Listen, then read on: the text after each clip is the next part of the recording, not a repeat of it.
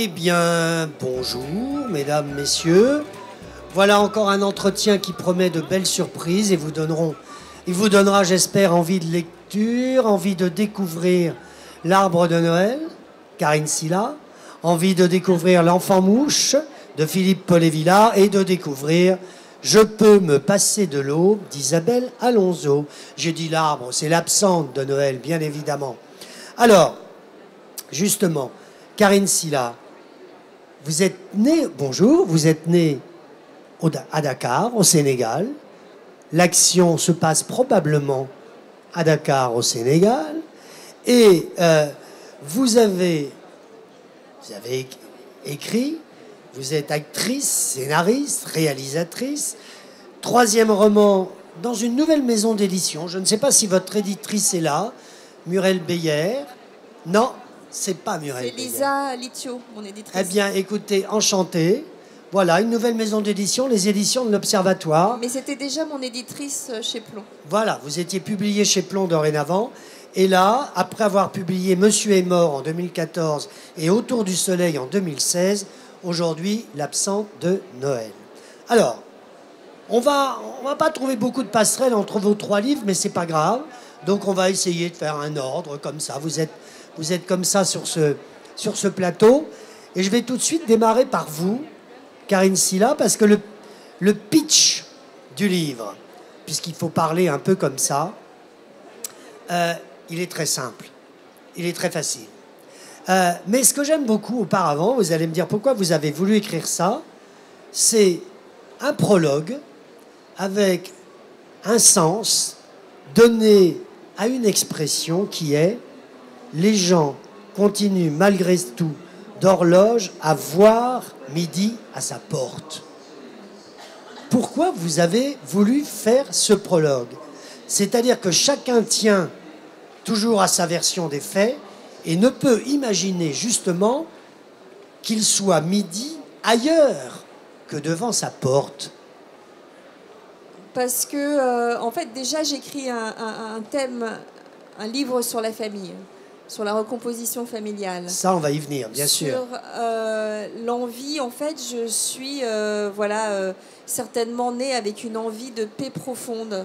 Et donc, en fait, je me suis dit que la seule façon, la seule manière, en fait, d'être dans un rapport d'ouverture, de générosité par rapport à l'autre, c'est d'arrêter de voir midi à sa porte. Et donc, on ne se rend pas compte que c'est quelque chose qu'on fait absolument naturellement, et que absolument naturellement, on voit toujours le monde à travers sa carte, en oubliant que notre carte n'est pas le territoire.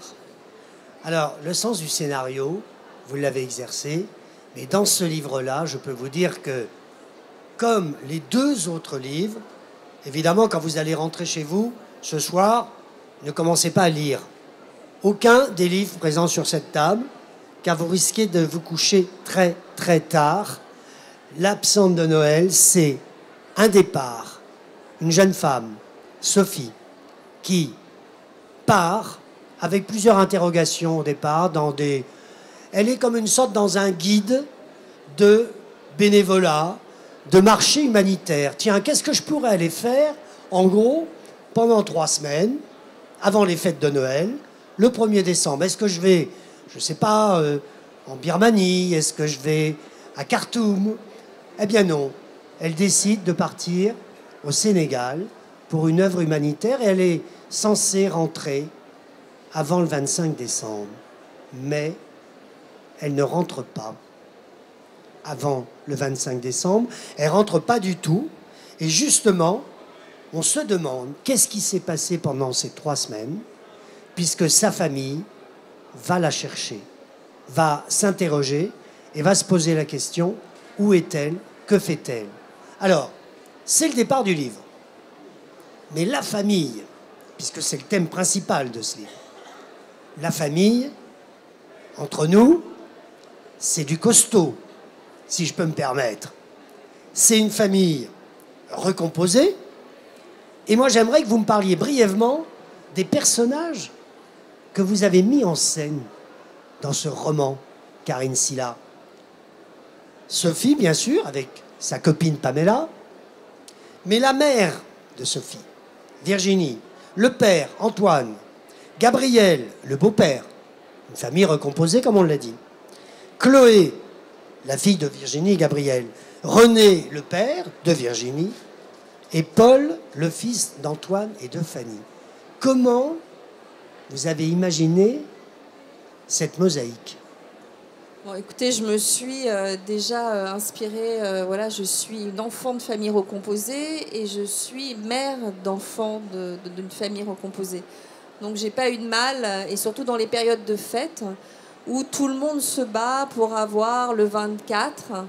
Et donc, du coup, on est obligé de céder un peu le 23, un peu le 22. Et je me dis, mais en fait, cette nouvelle façon, ces familles aujourd'hui, comme on vit la famille aujourd'hui, en fait, pratiquement toutes les familles sont dans ce dilemme avec ces enfants qui sont un peu chez papa, chez maman. Donc, tout le monde se bat un peu du 24. Et donc, du coup, je me suis inspirée de choses que je connaissais profondément. Surtout que c'est une vraie préparation, Noël. Hein. Et puis, il y avait aussi le fait que moi, je suis métisse de bretonne sénégalaise, oui. Et que quand j'étais voilà. Votre maman est sénégalaise? Non, ma mère est bretonne et mon père est sénégalais. Et votre père est sénégalais. Et d'ailleurs le grand-père qui est dans mon livre René, c'est mon vrai grand-père avec j'ai vraiment fait un portrait exact du grand-père qui était le mien.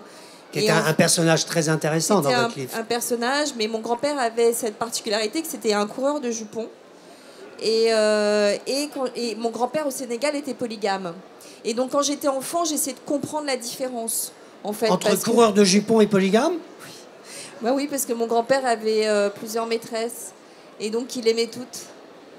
Et donc, voilà. Donc, je me suis interrogée un tout petit peu sur voilà, cette façon de vivre l'amour, de vivre les relations, de vivre les familles. Et puis, quand on est métissé, on est à un poste d'observation. Moi, je ne suis pas dans le jugement, puisque forcément, j'ai une mère blanche, un père noir, une mère catholique, un père musulman. Donc, j'essaye d'observer et de me dire, de prendre ce qu'il y a de mieux un peu partout. Ça, c'était votre idée générale. Mais il y a des personnages que vous avez rajoutés qui sont pleins de paradoxes. Les familles recomposées peuvent vivre des moments formidables, puis des moments très douloureux. Des moments de tension. Oui, comme la vie. Mais au départ, quand est-ce qu'il se pose la question? Est-ce qu'on va partir? Est-ce qu'on va aller au Sénégal? Est-ce qu'on va aller chercher Sophie? Quand est-ce qu'il se pose la question? Oui. En fait, ils ne se posent pas la question. Ils ont une enfant qui ne rentre pas. Elle a disparu. Où est-elle? Il n'y a pas de mots. Sa copine, on est incapable de lui tirer les vers du nez. Ils vont à la police. La police leur dit qu'elle est majeure. Et donc... voilà, et donc la caravane en fait part. Bon, je vais pas vous raconter le livre, mais en fait, c'est vraiment cette pulsion d'essayer de comprendre où est Sophie. Oui, justement, mais allez un peu plus loin quand même. Mais oui, c'est-à-dire, vous voulez que je vous raconte quoi, par exemple? Non, mais racontez simplement qu'est-ce qui tout d'un coup motive tous ces personnages que j'ai cités. Ils n'ont pas les mêmes motivations. Non, ils n'ont pas les mêmes motivations. Sophie est née hors mariage, avec un homme qui était déjà marié avec son épouse, qu'il n'a pour le coup jamais quitté. Et sa mère s'est remariée avec son beau-père. Donc le beau-père est le premier à prendre l'initiative, à dire « je vais aller au Sénégal ». La mère dit « je vais venir avec toi au Sénégal ». Et le père, qui voit le beau-père et qui est dans une rivalité avec ce beau-père, dit « je ne vais pas quand même le laisser aller chercher ma propre fille ». Et la femme qui avait été trompée par la maîtresse, elle s'est dit au départ, comme le mari lui ment en lui disant « je vais partir tout seul », et elle se retrouve à l'aéroport avec la femme, le truc et tout ça, elle se dit « je me suis fait avoir 10 ans, là je me fais plus avoir ». Et donc elle part elle aussi. Et donc voilà, ils se retrouvent comme ça au Sénégal avec toutes leurs tensions et voilà, et à découvrir un pays. Ça ferait un film formidable parce que quand même entre les dialogues, l'ambiance, les caractères, les différences de caractères, c'est étonnant. Ils sont pas très nombreux, mais ils sont tous différents. Oui, mais en même temps, moi, je peux pas m'empêcher de mettre en scène puisque je suis scénariste justement, c'est réussi. Et je suis réalisatrice, donc forcément, je vois toujours le film. Je peux, voilà, quand j'écris, je continue à mettre en scène. Ah ben alors, nous aussi, on voit le film. Hein. En tant que lecteur, je peux vous dire, Philippe Paulet-Villard, quand vous ne l'avez pas lu, le livre de Karine Silla, est-ce que vous avez vu le film, vous? Allô? Oui, bonjour. Bonjour. En partie, je suis désolé, comme je suis en pleine... oui, non, mais c'est pas grave, parce qu'on voit le film dès le départ. Je crois qu'on a en commun le fait de travailler l'image. Et d'ailleurs, moi, je suis au présent narratif, et je crois que votre livre aussi, enfin, ce que j'en vois, donc il y a déjà un point commun. On est dans une écriture qui est visuelle, hein, on est descriptif. Oui. Ah oui, vraiment. On a déjà ce point commun qui vient naturellement, je pense, un désir de montrer des images. Alors, image de la famille et image de l'Afrique. Oui. Pourquoi? Alors, évidemment, c'est votre histoire peut-être, mais pourquoi vous avez choisi l'Afrique? Pourquoi le Sénégal? Parce que déjà, j'y suis née, et que le voyage Sénégal, France, France-Sénégal, je l'ai fait en bateau, en partant du Sénégal, d'aller à Marseille, de revenir. Je connais ce voyage par cœur. J'ai fait énormément ce voyage avec des Français qui arrivaient au Sénégal, et donc du coup j'ai pu décrire et parler des réactions de ce que c'est, parce que toute cette famille n'a jamais mis les pieds en Afrique. Et donc, du coup, cette surprise, ce choc de se retrouver... Ce regard sur l'Afrique. Ce regard sur l'Afrique, et le regard, en même temps, de ma famille africaine sur ce qu'on appelle les toubabs. Et donc, voilà, donc j'ai pu, en tant que métisse, je pensais avoir cette place où j'ai pu être comme une personne invisible qui a pu décrire, en fait, ces différences culturelles entre les deux peuples. Et puis aussi... parce que mon père est né sous l'administration coloniale. Moi, je suis née 5 ans après l'indépendance du Sénégal, et que j'ai eu aussi envie de parler de l'amitié France-Afrique, qui est une amitié profonde, une amitié culturelle profonde. Et j'ai voulu donc aussi parler de ce Sénégal que les gens aussi ignorent. Parce qu'aujourd'hui, c'est pratiquement si on avait le signe migrant sur la tête, et qu'il n'y avait pas voilà, on oublie que les colonies, c'était bien évidemment sauvage, mais il y a quelque chose qui s'est passé dans les colonies qui a été aussi une rencontre et un legs culturel. Et donc, dont Sartre et Camus, avec Alioune Diop, ont fondé la première revue équivalent aux Libérations au Sénégal. Et donc, du coup, j'ai eu envie, Senghor, j'ai eu envie de raconter cette amitié culturelle que je trouve que aujourd'hui, en 2017, on ne parle plus assez. Non, mais moi, j'ai eu la chance de visiter le Sénégal.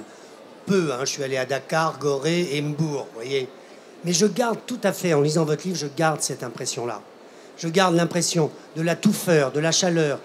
Quand on arrive à l'aéroport de Dakar, on y arrive souvent de nuit ou en début de soirée. Évidemment, la soirée tombe un peu plus tôt qu'en Europe. Et on est tout de suite saisi par le monde du passé colonial, de l'architecture, du passé de l'esclavage, évidemment, quand on visite l'île de Gorée. Et on est dans une autre civilisation. Et ça, je trouve que ce petit groupe de Français qui va partir pour rechercher Sophie est confronté à ça. Et c'est formidable dans votre livre. Et moi, ce que j'ai aimé, c'est que, en fait, là, j'étais au Sénégal la semaine dernière. Et j'avais une appréhension de me dire, parce que dans ce livre, il y a aussi des personnages qui sont de la petite bonne qui travaille dans l'hôtel, à la jeune fille qui va à l'école de la Légion d'honneur là-bas et qui est une passionnée de la nouvelle génération pour que les Africains se gouvernent eux-mêmes.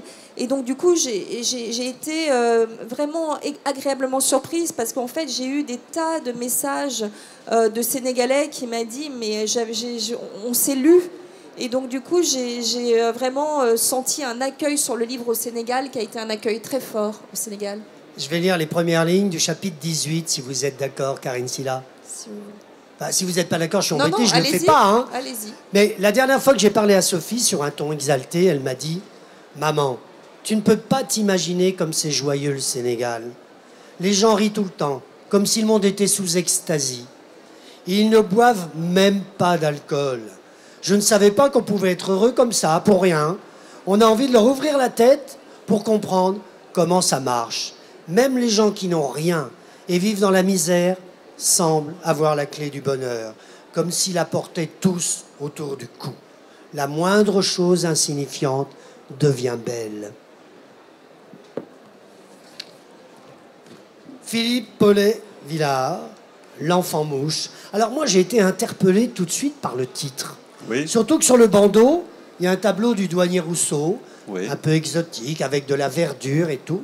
Je dis, tiens, est-ce que c'est un enfant qui est né comme ça, dans une sorte de nature un peu curieuse. Est-ce que c'est un enfant qui a été élevé par des mouches ou qui a mangé des mouches? Enfin, on est dans une sorte d'imaginaire. Et votre livre, c'est étonnant, c'est comme le livre de Karine Silla. Il ne faut pas le démarrer le soir, parce qu'on est foutu. Vous avez un art. Alors, il y a ce mot anglais qui est page turner. Tant pis, on va le prononcer. Je vais sans doute me faire engueuler par Isabelle Alonso après, en me disant « Arrêtez de parler anglais, Antoine ». Elle ne dit rien pour l'instant, mais vous allez voir tout à l'heure. Mais c'est vrai que l'histoire, elle est tellement étonnante, tellement captivante. C'est à la fois l'histoire d'une saga familiale invraisemblable. Ça se passe au départ. D'ailleurs, vous nous le dites, cette histoire est inspirée de l'enfance de ma mère. Une longue histoire, trouble, proche de la fable, que ma mère nous racontait autrefois et dont l'évocation la faisait presque toujours fondre en larmes. Cette histoire qu'on va un peu détailler, vous l'aviez depuis combien de temps dans le tiroir ? Eh bien, je l'ai depuis avant ma naissance, en fait. Je veux dire que c'est l'histoire de ma mère. C'est une histoire qui vit en elle. Et c'est une histoire que j'ai entendue toute mon enfance, que ma mère m'a racontée à moi et mon frère et ma sœur. Et c'est une histoire qui est effectivement absolument invraisemblable. Il se passe tellement de choses dans cette histoire que ça paraît incroyable. Et ce qui s'est passé à un moment, bon, moi je me suis mis à écrire des livres à un moment, et je sais que ce livre était de toute façon le plus important, si ce n'est le seul que je devais écrire, c'était celui-ci. Il se trouve que j'en ai écrit 3 autres avant, et que celui-ci, j'ai travaillé pendant quasiment 20 ans, on va dire, sur comment j'allais m'emparer de cette histoire. Et pour le faire, j'ai été enquêté sur place à un moment dans un village où ça s'était passé. Et puis j'ai confronté la réalité de ce que les gens me racontaient au souvenir de l'histoire que m'avait racontée ma mère. Je me suis rendu compte qu'il y avait très peu d'écart en réalité, que cette histoire qui paraissait incroyable était vraie. Alors, moi j'ai un ami auteur qui prétend qu'on ne peut pas écrire avant 40 ans, que les livres importants, les livres de maturité arrivent après 40 ans. Moi j'ai commencé à écrire à 40 ans. Hein. Mon premier livre, je l'ai écrit à 40 ans. D'accord, ouais. Donc vous êtes devenu mature tout de suite. Je vais lire simplement le début, si vous êtes d'accord. Anne Angèle. Anne Angèle, elle est infirmière à Casablanca, dans un dispensaire. Anne Angèle ne reçoit jamais de télégramme. Il lui arrive assez souvent d'en faire passer à un malade ou à quelqu'un du service, mais celui-ci est pour elle, alors elle s'en empare et le lit. Le message est économe. Quelques mots alignés sur le papier gris lui annoncent que sa sœur, Mathilde, a été victime d'un accident 2 jours plus tôt à Paris et qu'elle est dans le coma. Dans un coin de la feuille de papier se trouve l'adresse de son employeur, un certain Chanfrein Bellossier, rue de la Muette, dans le quartier du même nom.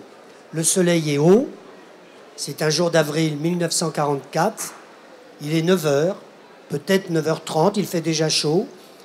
Anne Angèle fait quelques pas dans la pièce, la cloche qui annonce les 8 minutes de pause matinale réglementaire. L'infirmière en aurait bien besoin de ces quelques minutes pour réfléchir à la façon dont elle va bien pouvoir s'organiser. Alors en attendant, elle se rassied au bord du lit, ne sachant que faire de ce papier qui pèse bien plus lourd qu'il n'y paraît. Et c'est dans ce moment de trouble que le malade, alité, lui attrape la main, il plante ses dents, Anne Angèle hurle, les 2 Africains arrivent en courant, balancent des gifles aux syphilitiques, le sanglent pour le plaquer sur son matelas, mais il est trop tard. Anne Angèle a été mordue, le mal est passé en elle, il est passé. Et c'est tout. L'histoire commence ici. Ne me dites pas que vous n'avez pas envie de continuer après ça. Oui. En fait, ça c'est le départ. En réalité, le départ c'est au Maroc, mais en fait très rapidement on va se retrouver à Paris et puis dans un village de l'est de la France. Et c'est vrai qu'on va passer très rapidement des hautes températures du Maroc au froid glacial d'un hiver dans un village de l'est. Et puis là, cette dame, donc, qui, on va le comprendre plus tard, s'est retrouvée à s'occuper d'une enfant, puisque Anne Angèle, finalement, oui, voilà, c'est ça. Elle va s'occuper d'une enfant, et cet enfant est une petite orpheline, et puis rapidement, la tutrice va tomber malade, et c'est l'enfant, Marie, hein, l'enfant, donc le personnage inspiré de l'histoire de ma mère, qui va devoir prendre en charge sa tutrice, donc le monde va s'inverser. Alors, elle a quel âge quand elle rencontre Anne Angèle? Ça se passe la dernière année de la guerre, donc c'est en 1944, et elle a, on va dire, entre 12 et 13 ans. Mais donc à partir de là, ça va être un roman de survie. Cette gamine va devoir se débrouiller pour trouver de quoi nourrir sa tante, de quoi la soigner. Et dans un village où il y a une espèce d'hostilité absolue vis-à-vis de cette femme, donc sa tutrice, Anne Angèle, qui est une drôle de femme, un peu qui est en plus malade, tout ça. Et puis cette gamine dont on ne sait pas qui elle est. Et tout le roman va être construit sur cette énergie de cette gamine qui n'en est pas moins quand même une petite fille, et donc qui rêve malgré tout, et donc les choses les pires qui vont lui arriver vont être...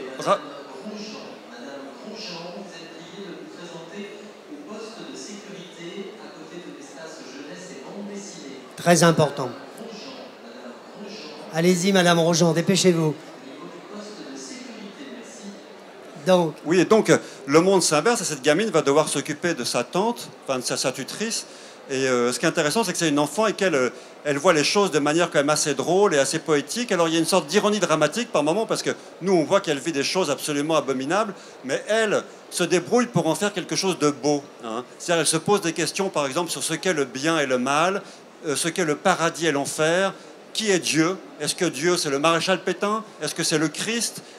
Elle se pose la question. Et à partir de là, donc on est dans une sorte de voyage, et vous parliez de la structure. La structure, j'ai travaillé dessus pendant des années, à dire vrai, avant de commencer à écrire, pour pouvoir faire en sorte qu'effectivement on s'engage dans cette histoire et qu'on ne lâche pas. Alors vous appelez ça le page turner. Moi, c'est vrai que j'avais envie de ça. J'avais envie d'une histoire qui soit extrêmement dynamique, et avec un enjeu avec plusieurs enjeux évidemment, parce qu'il y a l'enjeu de la fin, de soigner cette tutrice, et puis il y a la tutrice qui est en train de mourir doucement, qui a contracté un virus terrible au début de l'histoire. Voilà, le passage que vous le racontez. passage que j'ai lu, et ça c'est formidable, parce que c'est une ligne de temps en temps qui rappelle que sa plaie ne guérit pas. Oui. Et c'est juste une phrase, hein, mais qui maintient la tension romanesque en permanence. Moi, ce qui m'a frappé, c'est quand elle arrive dans l'Est, la petite Marie. Oui. Elle mendie, elle a faim, elle est dans la pauvreté, et elle est surtout dans l'agressivité de toute cette population au bord de la fin de la guerre, qui ne supporte pas l'autre, qui a peur de l'autre, qui a peur de cette gamine qui a 12 ans. Oui, en fait c'est très simple. La gamine, donc, elle commence à mendier, elle va dans les fermes, tout ça, mais rapidement elle vole un peu, et puis elle devient une petite paria. Donc on n'a rien de temps. Cette enfant, finalement, eh bien, elle devient une ennemie pour les gens du village. Non mais continuez, on vous entend quand même. Elle devient un peu une ennemie pour les gens du village, et c'est là donc qu'on est effectivement dans un roman de survie, hein, vraiment. Et cette histoire, en fait, est très proche de la vérité. C'est-à-dire que moi, c'est l'histoire que ma mère m'a racontée. Mais votre mère vous l'a pas racontée avec tous ces détails. Elle m'a raconté avec beaucoup plus de détails que ça, et c'était très compliqué d'ailleurs pour moi d'inscrire, de trouver la colonne vertébrale, parce qu'il y a un nombre de personnages, un nombre de lieux qui est improbable. Hein. Je veux dire que on peut ne pas le croire, on peut se dire que c'est une histoire inventée, et il m'a fallu, moi, enquêter pour me rendre compte qu'en réalité, ce qu'elle m'avait dit était très proche du vrai. Alors après, il y a des choses qui sont interprétées, par exemple, ma mère me disait, mais tu vois, dans ce village, il y avait un personnage qui était vraiment quelqu'un de très gentil, qui s'appelait Toinette, c'était une dame qui vivait dans la forêt. Et elle était très gentille avec les enfants, elle nous donnait des robes, des petites valises, des choses comme ça. Et puis moi, en enquêtant, je me suis rendu compte que Toinette était une prostituée, en fait. Mais ça, ma mère ne le savait pas quand elle était gamine. Oui. Alors, dans l'histoire, j'ai énormément construit autour de ce personnage qui m'intéresse beaucoup. Et c'est un personnage très important, c'est d'ailleurs la parole vraie de l'histoire. C'est sur ce personnage de Toinette que va se terminer l'histoire. Est-ce qu'elle raconte, cette femme, est-ce que raconte ce livre, quelque part? Eh bien, c'est la place des femmes en temps de guerre. Et c'est la seule chose que j'ai envie de raconter. Tout le reste, moi, ce que j'ai envie de raconter, c'est que, en fait, la guerre n'est que très rarement inventée par les femmes. C'est un truc d'homme. Et que ce que dit Anne Angèle à un moment, ce que dit Toinette à Marie, elle lui dit « Méfie-toi des hommes ». en temps de guerre, c'est ce qui est marqué à l'arrière du livre, méfie-toi des hommes en temps de guerre, quand la guerre approche de la fin, ils veulent devenir des héros et c'est là qu'ils deviennent dangereux. Et ça, je pense que c'est cette place des femmes, eh bien, si aujourd'hui on se réfère à ce qui se passe dans le monde, par exemple en Syrie ou en Libye, Oui. eh ben, je dirais qu'on n'est pas très loin de ça. En réalité, ce sont les femmes qui payent. Philippe Paulet-Villard, ouais. vous aviez peur de quoi dans l'écriture de ce livre? J'ai peur parce que c'est une histoire qui est absolument amorale. Hein, c'est-à-dire au regard de la grande histoire que nous restituent les livres d'histoire, c'est une histoire qui est assez amorale, qui est assez obscène par certains aspects.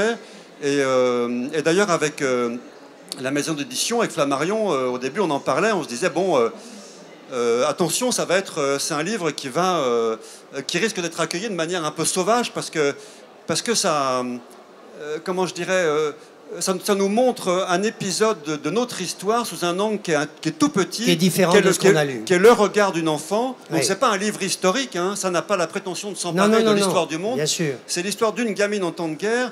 Et en temps de guerre, moi ce que je pense... Avec un parcours singulier. Oui, et moi ce que je pense, c'est qu'en temps de guerre, il n'y a pas d'un côté... tout le monde n'est pas bon d'un côté, tout le monde est méchant de l'autre. Je pense qu'en réalité, le mal se déplace en permanence, que la peur oblige les gens à des comportements de toute façon tout à fait étonnants, que la guerre génère une sorte de schizophrénie.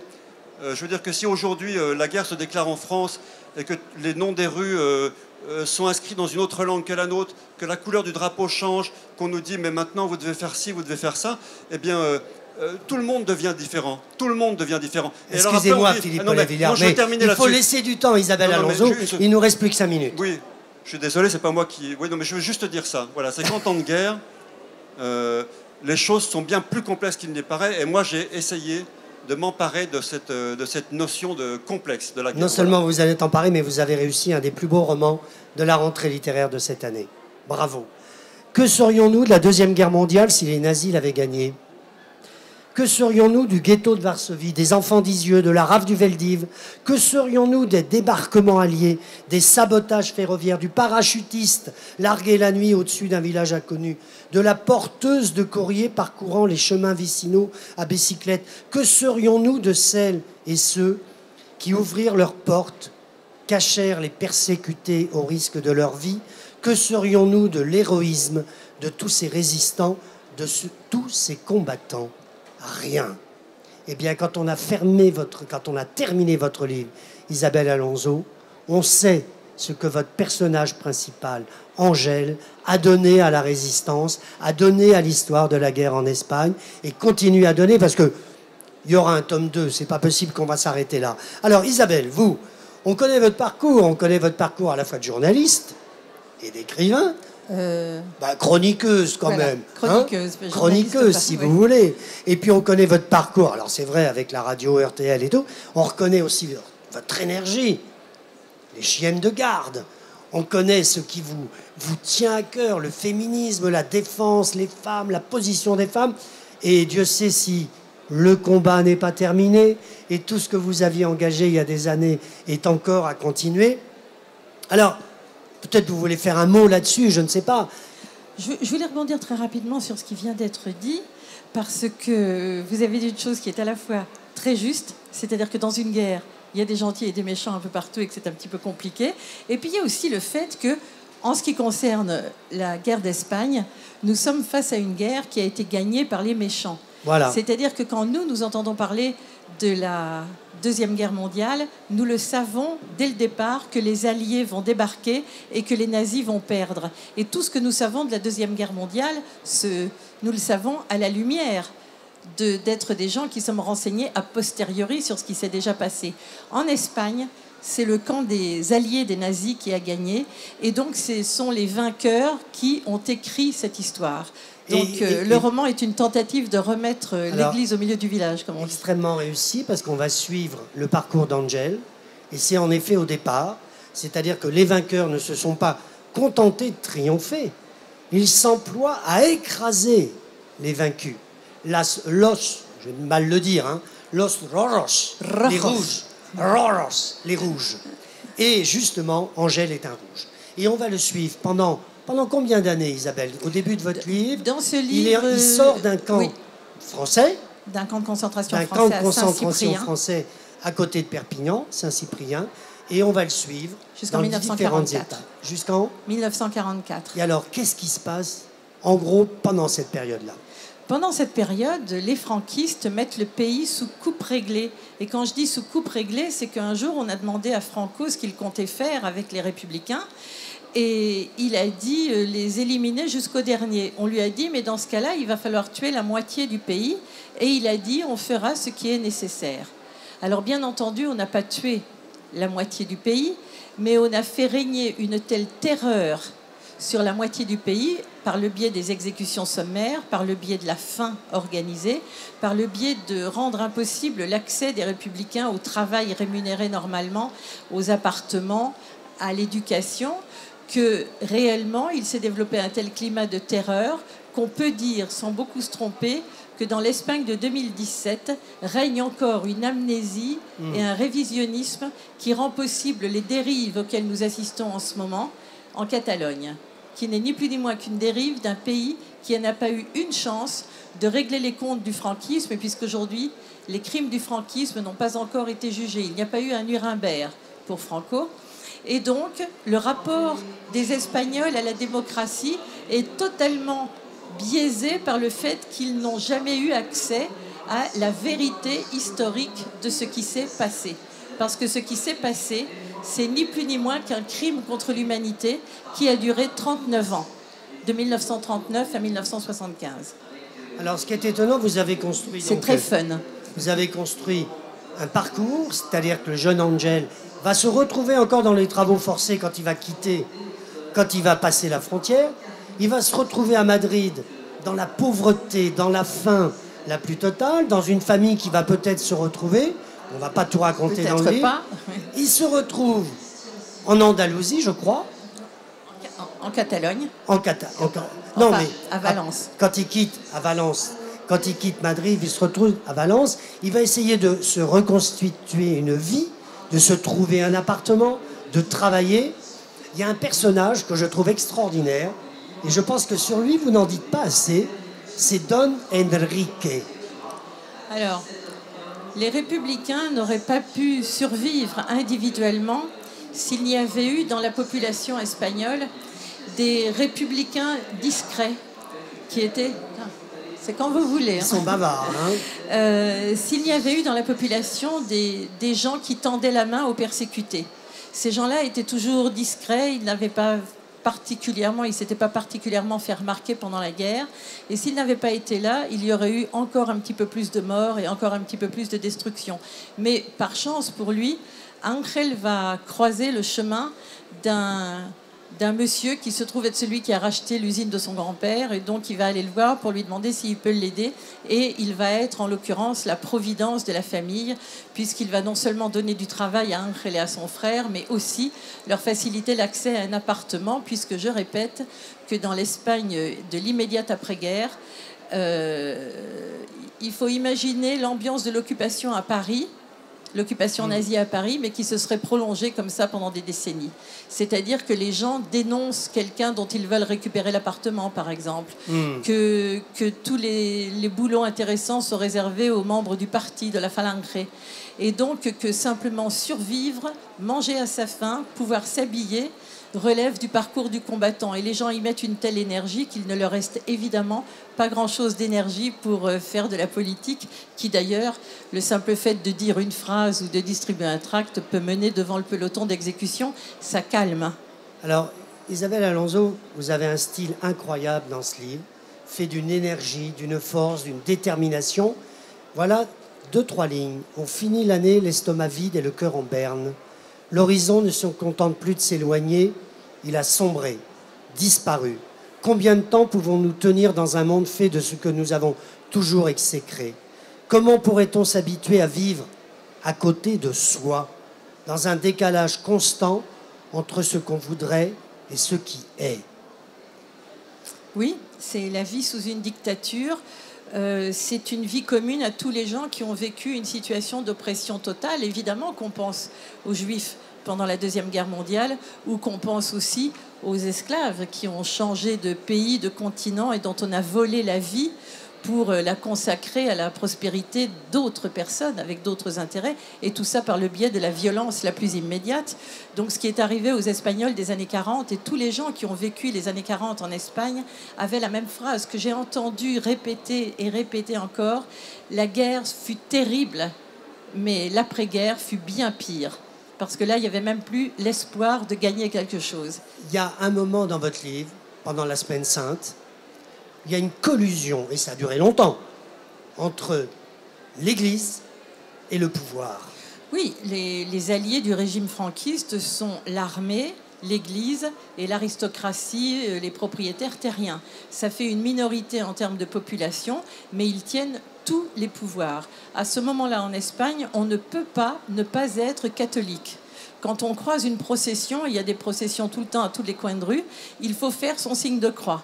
Qu'on y croit ou qu'on n'y croit pas, ne fait pas partie de la question. Quand on croise un militaire, on le laisse passer. Et quand on croise un défilé militaire, il y a des défilés militaires tout le temps, il faut faire le salut franquiste qui est le même que le salut nazi et qui consiste à tendre la main. Au début de chaque film, des films censurés, des films en morceaux qui sont projetés dans les cinémas, on projette un portrait de Franco. Il faut se lever, tendre la main et chanter l'hymne de la phalange, le Cara al Sol, que tous les gens qui ont des parents ou des grands-parents espagnols en ont entendu parler avec horreur, mais heureusement, nous, on ne le connaît pas. Quand mes yeux, ma gorge, ma poitrine se gonflent de solitude, j'en appelle à un souvenir qui me protège de tout.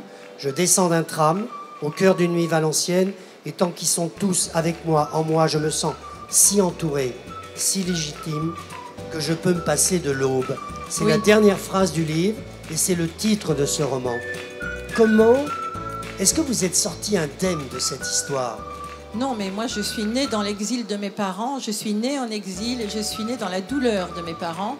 Mes parents qui ont toujours voulu retourner en Espagne et qui finalement n'y sont pas retournés pour y vivre. Et ce livre est un hommage à toute cette génération qui dut payer très cher, mais qui n'a jamais perdu ni ses idées, ni l'espoir, ni une force morale extraordinaire, et qui, dans toute la panade la plus totale, arrivait encore à avoir de l'autodérision, à avoir un humour absolument extraordinaire, et il riait d'abord d'eux-mêmes. Alors j'ai essayé de recréer ce qui a été le destin d'un groupe humain parmi les plus trahis de la planète, et qui sont les républicains espagnols. Isabelle, dernière question. Est-ce que c'est vous, Angel? Alors, Angel, ce n'est pas moi. Angel, c'est le jumeau littéraire de mon père. Cette histoire, chaque détail de ce livre est absolument vrai. Je n'ai fait que remplir les pointillés entre ce que je savais et ce que je ne savais pas. Tout est vrai, y compris les balades en tramway, la nuit, dans Valence. Le tramway retourne au dépôt et c'est le seul endroit où lui et son ami, son camarade résistant, peuvent parler librement parce qu'ils sont sûrs qu'il n'y a pas des oreilles de flics ou d'espions qui les écoutent, ou d'indicateurs. Bon, j'aurais voulu vous garder tous les trois beaucoup plus longtemps. On a dépassé un peu notre temps. Dans la cabine, on me fait des signes désespérés. Je cite les 3 livres qui m'ont permis de préparer cet entretien. L'absente de Noël, Karine Silla, aux éditions de l'Observatoire. Philippe Paul-Villard, L'Enfant Mouche, chez Flammarion. Et Je peux me passer de l'aube, Isabelle Alonso, livre bouleversant, aux éditions de Fallois. Merci à tous les 3 et lisez-les tous les 3.